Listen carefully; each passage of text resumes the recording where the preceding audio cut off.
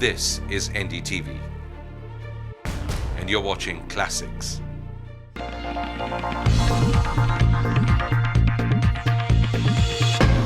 For many of those, especially those below 20, it may sound like ancient history, but there was a time not so long ago when we had to walk across the street corner or on a highway to find a telephone booth, an IST STD booth, to make a long distance phone call.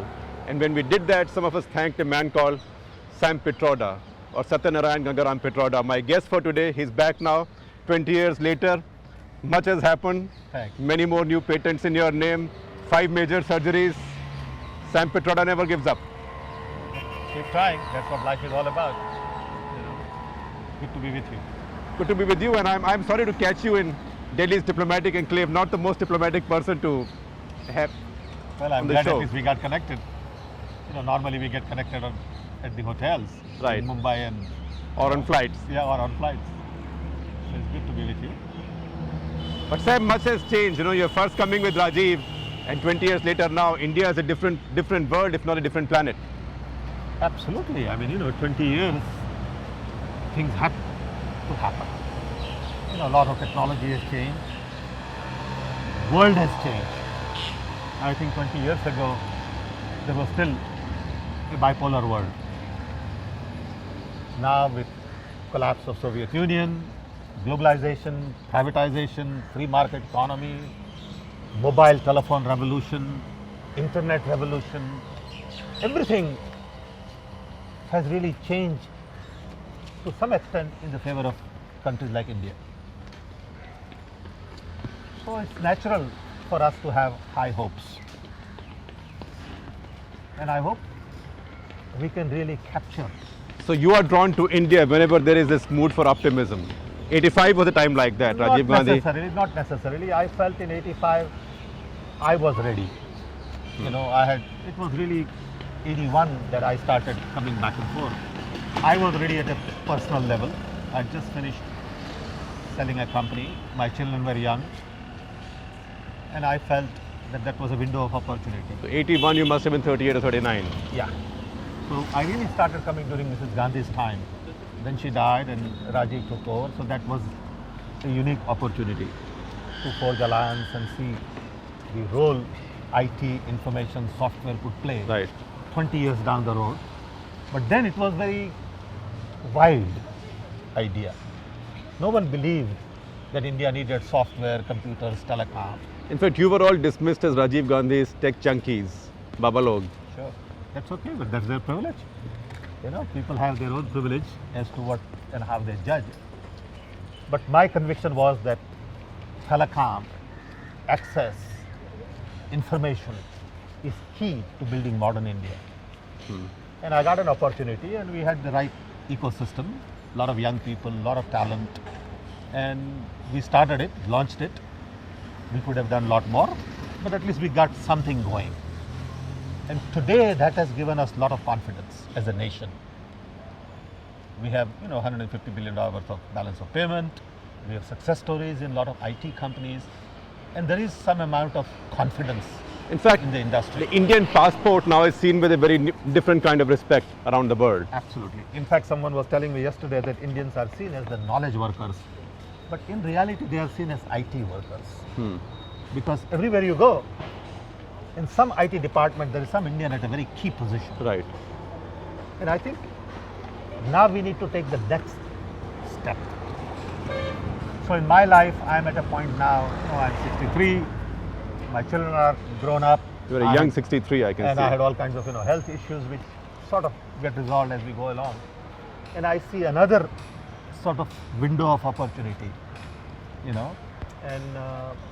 I think we could really revisit the strategy as we had in 80s and see if knowledge could be a driver now.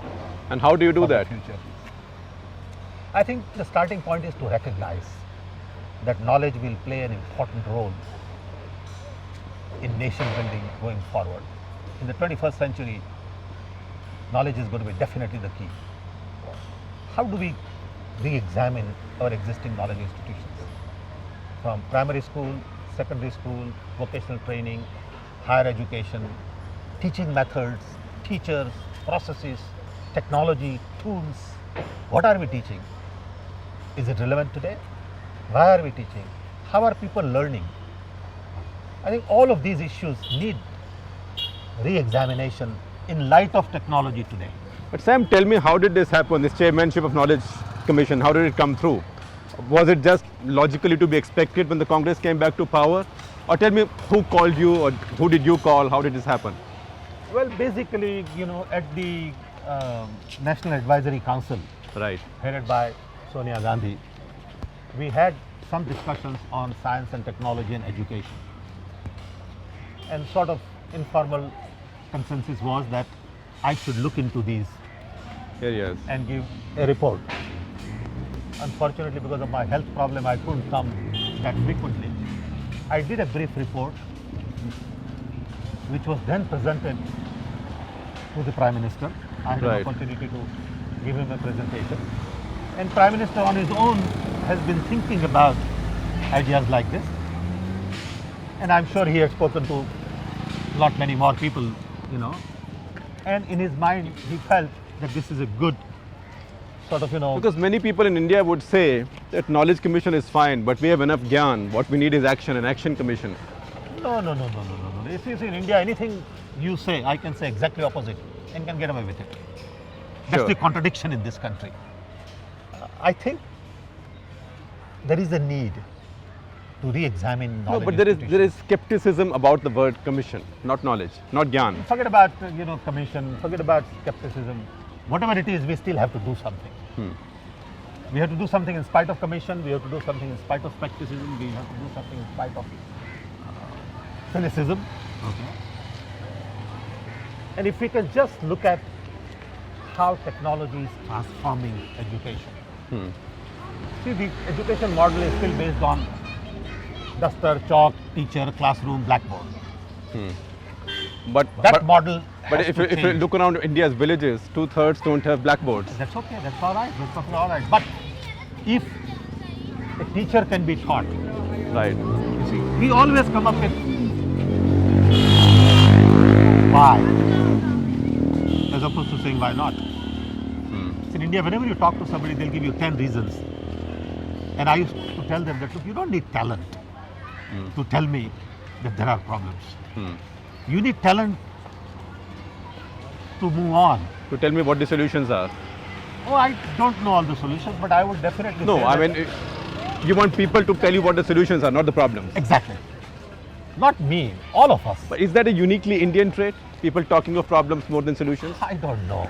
But normal life here is very demanding. So I don't blame them. Living here, I'm sure, So you demands mean- a lot. So I mean, this respect for resignation comes in because there are so many problems. You tend to accept them. As we say, When I came in early days and worked on telecom, everybody used to give me advice on why it won't get done. And every once in a while I'll ask somebody saying, what's your experience in telecom? Just because you have a telephone and you have heard dial tone doesn't give you right to give me advice who has spent 25 years and had then 50 patents. I respect you, but just hold on. We don't have to have opinion on everything about everything. well, Sam, that's your big contribution because you've shown in our lifetimes that something can be done in one area which is so important. I believe a lot can be done in this country, but we got to have a different attitude. Sometimes I believe when people oppose you, you know you are on the right track. More people oppose you, That's fascinating. more I get convinced inside that boy, this is the thing to do. But why? I mean, that's fascinating, but why? Because if it was that simple, everybody else would be doing it anyway. So why do it? Okay, if somebody asks me to take a job of chairman of some company, I'm not interested.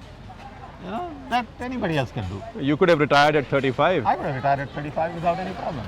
Okay, you really want to do interesting, challenging, romantic things which has far-reaching implications. Is there something here in India, either from history or genetics or mental makeup or whatever, that makes people avoid challenges? We confuse being philosophical with resignation. As in Hindi heartland, they always, you always hear this during election campaigns when we go to cover them. Bhagwan teri maya kahin dhoop kahin chhaya. It's God's Yeah, we wish. live too much on fate, Right. as opposed to saying, you got to take things head on. You got to fight the system. You got to build something. And that requires different mindset. You require a doer. Right. A doer is not a normal person. Creative person. You are by no means a normal person. My hair makes a statement, unfortunately. My mother used to so say. does your goatee. Yeah, my mother used to say. I want to ask you, and I'll ask Amitabh Bachchan. I color my goatee. Who picked the cue from whom?